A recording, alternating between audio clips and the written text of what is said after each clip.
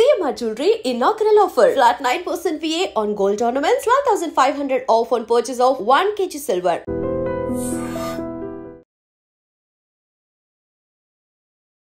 Guys మనం ఎంతగానో wait చేస్తున్న ఓజీ ట్రైలర్ కూడా వచ్చేసింది. సెన్సేషన్ అనేది కూడా క్రియేట్ చేస్తుంది పవన్ కళ్యాణ్ గారి మాస్ సంభవం. They call him OG. మరి అయితే ఈ ఓజీ ట్రైలర్ ఎలా ఉంది అండ్ సెన్సేషన్ క్రియేట్ చేయబోతుందా, బాక్స్ ఆఫీస్ రికార్డులను బద్దలు కొట్టబోతుందా, పవన్ కళ్యాణ్ గారు ఎలా కనిపించబోతున్నారు, ఇలా బోల్డ్ అయిన విషయాలు అనేది కూడా మనతో పాటు షేర్ చేసుకోవడానికి ఇప్పుడు మనతో పాటు కూడా సీనియర్ ఫిల్మ్ క్రిటిక్ అయిన ధీరజ్ అప్పాజీ గారు ఉన్నారు. సార్తో మాట్లాడదాం. Hi sir. Hi Chanakya. OG గురించి పేరు దిగానే నాలో ఒక పూనకం వచ్చేస్తుంది. ట్రైలర్ అలా ఉంది అండ్ ప్రీ రిలీజ్ ఈవెంట్ చూసినప్పుడు కూడా అంటే పవన్ కళ్యాణ్ గారి సో మొత్తం ఏంటంటే అంత వర్షం పడుతున్నా కానీ ఆయన తెచ్చిన ఊపుతోనే ఆ యొక్క ఈవెంట్ సక్సెస్ అయిందేమో అని కూడా అనిపించింది. ఇంతకు ఎలా ఉంది సార్ ట్రైలర్? ఎలా ఉంది?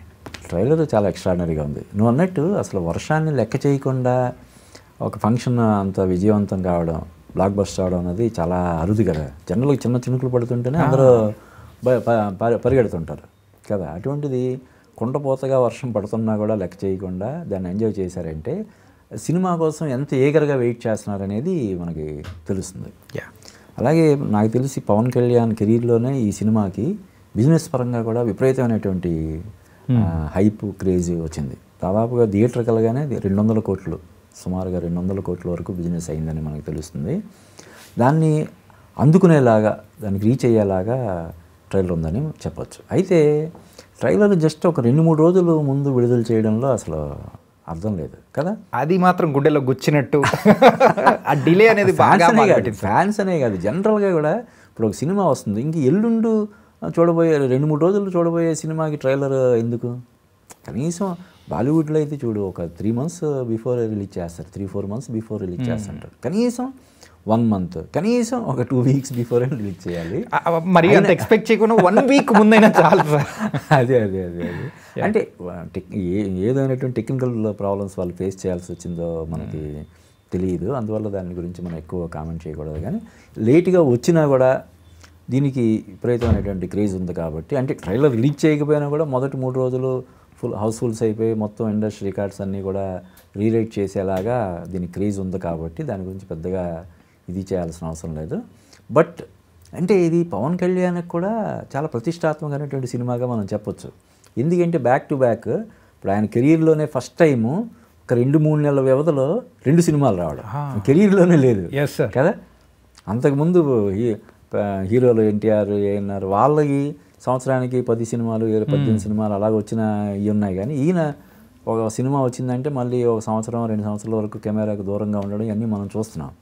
అటువంటిది వేరియస్ రీజన్స్ వల్ల ఆయన రాజకీయాల కారణంగా కాల్ షీట్స్ ఇవ్వలేని పరిస్థితుల్లో ఈ 2 సినిమాలు బ్యాక్ టు బ్యాక్ తక్కువ వ్యవధిలో వస్తున్నాయి కాబట్టి ఈ సినిమా విజయం సాధించడం చాలా కీలకం. అంటే ఆయనకి పర్సనల్గా ఈ సినిమా కూడా పెద్దగా ఆడకపోయినా కూడా ఆయనకి పోయేదే ఉండదు, కానీ ఫ్యాన్స్ మాత్రం విపరీతంగా డిసప్పాయింట్ అయిపోతారు కదా. అంటే ఏం లేదు, ఎవరైతే పవన్ కళ్యాణ్ని వ్యతిరేకించే వాళ్ళు, లేదంటే రాజకీయ కారణాల వల్ల ద్వేషించే వాళ్ళు పండగ చేసుకుంటారు కదా, వాళ్ళు భయంకరంగా ట్రోల్ చేస్తారు కదా. అందువల్ల ఈ సినిమా హిట్ అవ్వాలని పవన్ కళ్యాణ్ ఫ్యాన్స్ అందరూ కూడా మామూలుగా కంటే కూడా ఇంకా ఎక్కువ కోరుకుంటున్నారు. అంటే సార్ ఓజీ మూవీ అనేది అనౌన్స్ చేసిన తర్వాత అయినా కానీ ఇన్ఫ్యాక్ట్ 2 years బ్యాక్ రిలీజ్ చేసిన హంగ్రీ చీతా సాంగ్ కానీ, లేకపోతే మరి రీసెంట్గా వచ్చిన గన్స్ అండ్ రోజెస్ అని చెప్పేసి ఆ సాంగ్ కానీ, సూవి సాంగ్, అంటే ఏంటంటే దాని గురించి ఒక ఇంటర్వ్యూ లేదు, లేకపోతే ప్రమోషనల్ యాక్టివిటీ లేదు, ఏమీ లేదు. ఈవెన్ హరిహర వీరమల్లుకైనా కానీ అంతో ఇంతో ఎక్కడన్నా ఈవెంట్ చేసి చూసింది. కానీ దీని విషయానికి వచ్చేటప్పటికి హైప్ అనేది మామూలుగా లేదు. ఏంటి దీని వెనకాల ఉన్న కారణం ఏంటి? తమన్ మ్యూజిక్కా, సుజిత్ డైరెక్షనా, ఏంటి అసలు? అంటే ఒకటి, తమన్ ఈ సినిమా ప్రమోషన్ కోసమని కాకుండా ఎప్పుడో ఇంచుమించుగా ఒక 6 months బ్యాక్ అనుకుంటా వేరే దాని గురించి మాట్లాడుతూ, వేరే సినిమా గురించి మాట్లాడుతూ ఈ సినిమా గురించి ఒక రేంజ్లో మాట్లాడాడు. అప్పటి నుంచి కూడా ఫ్యాన్స్ అసలు ఫుల్ దాని గురించి మాట్లాడాలంటే ఎన్ని గంటలు మాట్లాడినా కూడా మనం టైం చాలదు, అంత గొప్పగా వచ్చిన సినిమా అని చెప్పి అన్నాడు. ఇంకా అప్పటి నుంచి కూడా జనాలు ఫిక్స్ అయిపోయారు, పర్టికులర్గా ఫ్యాన్స్. ఈ సినిమా ఏదో ఒక అద్భుతం క్రియేట్ చేస్తుందన్న దీంతో.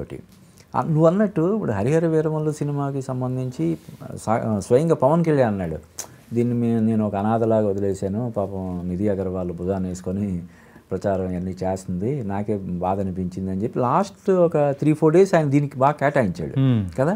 హైదరాబాద్లో ప్రత్యేకించి మీడియా ఇంటరాక్షన్, తర్వాత మళ్ళీ ఇక్కడ రిలీజ్ ఈవెంట్, మళ్ళీ తర్వాత వైజాగ్, ఇలాగా ఈ సినిమాకి అది కూడా కేటాయించినట్లేడు కదా. మరి సినిమా అంటే ఆల్రెడీ దీనికి విపరీతమైనటువంటి హైప్ ఉంది, దీన్ని ఇంకా ఎందుకు పెంచడం అన్న ఉద్దేశంతో అయ్యి ఉండొచ్చు కదా. విపరీతమైన క్రేజ్ ఉంది అంటే అది గ్రాఫిక్స్ పరంగా కానీ మరొకటి కానీ కొంత డిలే అవ్వడం, కొంత డిలే ఏంటి 12-13 సార్లు పోస్ట్ పోన్ అయింది ఆ సినిమాకి. కాబట్టి ఆ సినిమాని కనీసం ఇది చేయాలన్న ఉద్దేశంతో ఆయన స్వయంగా రంగంలోకి దిగి చేశాడు.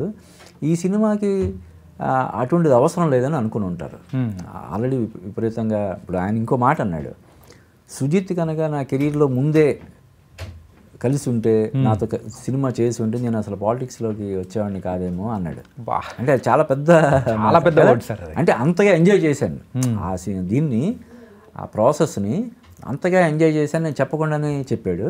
తర్వాత ఇప్పుడు ఆయన ఆ రోజు మాట్లాడిన మాటలు కానీ లేదంటే ఆయన బాడీ లాంగ్వేజ్ కానీ చూసి కొంతమంది కామెంట్స్, అరే ఆయన ఉప ముఖ్యమంత్రి అని చెప్పండి రా బాబు, డిప్యూటీ సీఎం అని చెప్పండి, ఆయనకి మర్చిపోయినట్టున్నాడు.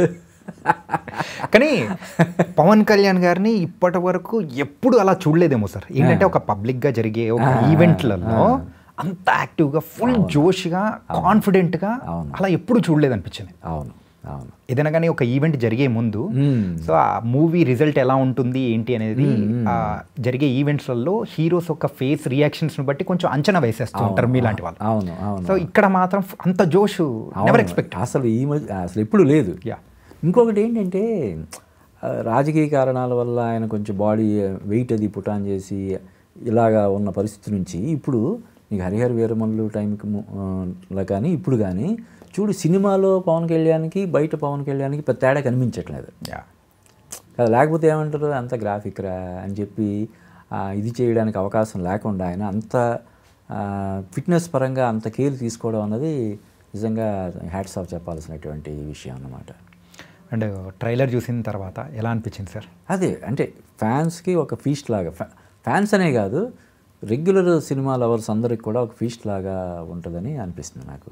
అండ్ స్టోరీ కూడా చూస్తూ ఉంటే రెగ్యులర్ స్టోరీ లైనే, అవును, కాకపోతే అది పవన్ కళ్యాణ్ గారి ట్రీట్మెంట్, సుజిత్ గారి అవును డైరెక్షన్ అనేది మనకు అవునవును. అంటే ముఖ్యంగా సుజిత్ అంతకుముందు ప్రభాస్తో చేసినటువంటి సినిమా కొంత డిసప్పాయింట్ చేసిన నేపథ్యంలో, అంటే బాహుబలి తర్వాత రావడం వల్ల సాహో సినిమా అంచనాలని అందుకోలేకపోయింది. అయినప్పటికీ దాదాపుగా ఒక 500 crores వరకు కలెక్ట్ చేసింది. కానీ బాహుబలితో కంపేర్ చేసినప్పుడు ఆ సినిమా కొంత డిసప్పాయింట్ చేసిందని చెప్పి ఒక ఇది. దానికి ముందు అతను డైరెక్షన్ చేసినటువంటి సినిమా పెద్ద హిట్, శర్వానంద్ తోటి చేసిన సినిమా. ఈ మళ్ళీ సాహోకి దీనికి చాలా గ్యాప్ వచ్చింది, టైం దొరికింది అతనికి. ఏదైతే సాహోతో అతనికి వచ్చిన చిన్న ఇది ఉందో, డిసప్పాయింట్మెంట్ ఉందో, దాన్ని మొత్తం ఇది చేసేలాగా, మటుమాయం చేసేలాగా ఈ సినిమా కోసం కష్టపడి ఉంటాడని నేను అనుకుంటున్నాను. డెఫినెట్గా పవన్ కళ్యాణ్ ఫ్యాన్స్ అందరూ, ముఖ్యంగా రీసెంట్గా వచ్చిన హరిహర వీరమల్లు మిగిల్చిన ఆ నిరాశని ఇది పారద్రోలేలాగా ఉందని నాకు అనిపిస్తుంది.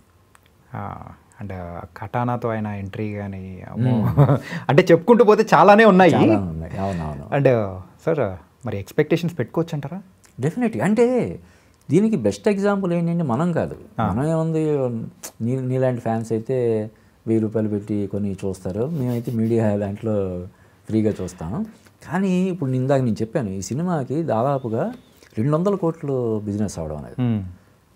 ఒక రూపాయి ఖర్చు పెట్టాలంటేనే ఇప్పుడు ఎవరైనా 1-10 సార్లు ఆలోచిస్తారు. అటువంటిది 50 కోట్లు 60 కోట్లు 80 కోట్లు పెట్టి సినిమా ఏరియాలు కొంటున్నారంటే వాళ్ళు ఎంత బ్యాక్గ్రౌండ్ వర్క్ చేస్తారు. వాళ్ళని అడిగి వీళ్ళని అడిగి ఎలా వచ్చింది, అదని ఇదని రకరకాలుగా వేరియస్ సోర్సెస్ నుంచి వాళ్ళు ఇన్పుట్స్ తీసుకొని అంత ఇది ఇన్వెస్ట్ చేస్తారు కదా. కాబట్టి ఇది 200 కోట్ల రూపాయల బిజినెస్ అయ్యిందంటే ఏ రేంజ్లో ఉంటుంది అన్నది మనం ఎక్స్పెక్ట్ చేయొచ్చు. అండ్ సినిమాకి పేరు మార్చుకుంటున్న మ్యూజిక్ డైరెక్టర్ గురించి మనం మాట్లాడుకుందాం.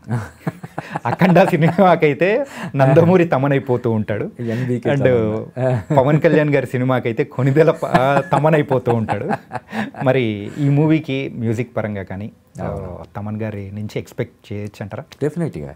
అంటే తమన్ మామూలుగానే ఆ బీజిఎం చేయడంలో ఒక అతను ఎక్స్పర్ట్. Yeah. అద్భుతంగా, అంటే సినిమా ఏమీ లేదన్నప్పుడు అది ఎవరు ఏం చేయలేరు కదా.